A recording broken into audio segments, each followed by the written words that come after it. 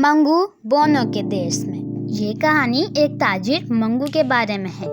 منگو اور اس کے بہت سے ساتھی تجارت کی غرض سے ایک بڑے بحری جہاز پر سوار ہو کر جنوب کی جانب سفر پر روانہ ہوئے۔ انہوں نے ابھی آدھا راستہ طے کیا ہوگا کہ ایک شدید سمندری طوفان نے انہیں گھیرا اور بحری جہاز ٹکڑے ٹکڑے ہو کر بکھر گیا۔ جہاز کا کپتان اور منگو کے سب ساتھی مارے گئے۔ منگو نے ہمت نہ ہاری، وہ سمندر کی بے رحم موجوں اور طوفانی ہوا کے سامنے ڈٹ گیا۔ منگو تیرتا رہا اور پانی کا بہاؤ اسے ایک ویران ساحل تک لے آیا، جہاں منگو کو دور دور تک کوئی نظر نہ آیا۔ وہاں بہت سارے چھوٹے چھوٹے درخت تھے۔ اس سے پہلے منگو کچھ اور تلاش کرتا، تھکاوٹ اور لمبے سفر کی وجہ سے نیند نے اس کو اپنی آغوش میں لے لیا۔ جب اس کی آنکھ کھلی تو اس نے خود کو چمڑے کی باریک رسیوں میں جکڑا ہوا پایا۔ اس کے بازو، ٹانگیں اور بال زمین سے باندھے ہوئے تھے۔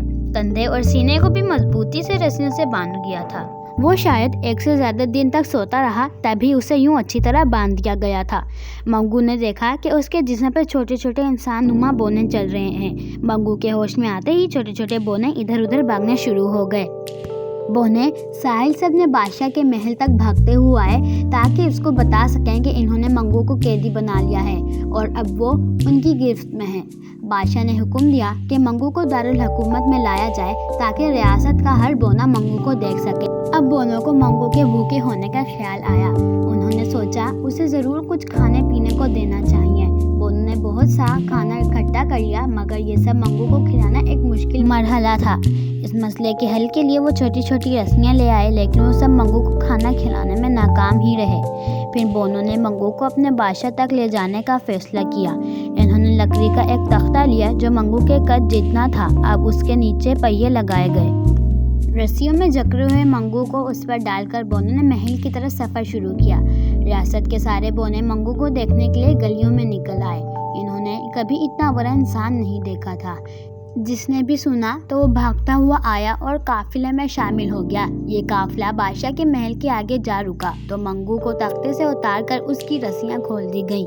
اتنے سارے بونے اپنے ارد گرد دیکھ کر منگو بہت حیران ہوا اور ان کی باتیں سمجھنے کی کوشش کر رہا تھا، مگر ناکام رہا۔ منگو گھٹنوں کے بل بادشاہ اور ملکہ کے سامنے بیٹھ گیا اور اپنی بات سمجھانے کی کوشش کی، لیکن وہ لوگ منگو کی بات نہ سمجھ سکے۔ کچھ دنوں بعد بونوں نے منگو سے دوستانہ برتاؤ کرنا شروع کر دیا۔ اس سے پہلے وہ اسے اپنا دشمن سمجھتے تھے۔ وہ انہیں نقصان پہنچانے آیا تھا، مگر اب انہیں منگو پر یقین ہو گیا تھا۔ بادشاہ نے ہاتھ کے اشاروں سے منگو کو پیشکش کی کہ تم ہمارے ملک کی مدد کرو، ہم تم سے مہمان والا سلوک کریں گے۔ ریاست کی سالانہ فوجی پریڈ کے موقع پر بادشاہ کی سالگرہ کی تقریب بھی منعقد ہوئی۔ منگو اور ان کے درمیان کھڑا ایک ستون لگ رہا تھا۔ ایک دن منگو نے وہاں ایک بحری جہاز کو دیکھا جو کہ ہمسائے بونوں کے دیش سے لڑنے کے لیے بنایا گیا تھا۔ کمانڈر انہیں جنگ میں لڑنے کے گر بتا رہا تھا۔ پھر اچانک ہمسایہ ملک کے بونوں نے حملہ کر لیا، مگر منگو نے ان کے حملے کو ناکام بنا دیا۔ اس نے ایک ہی جھٹکے میں سب کچھ توڑ پھوڑ کر کے تباہ کر دیا۔ بونوں کے بادشاہ نے اسے قومی ہیرو کا خطاب دینے کا اعلان کیا اور بونوں نے اپنا ملک بچانے پر منگو کو بہت عزت و احترام دیا۔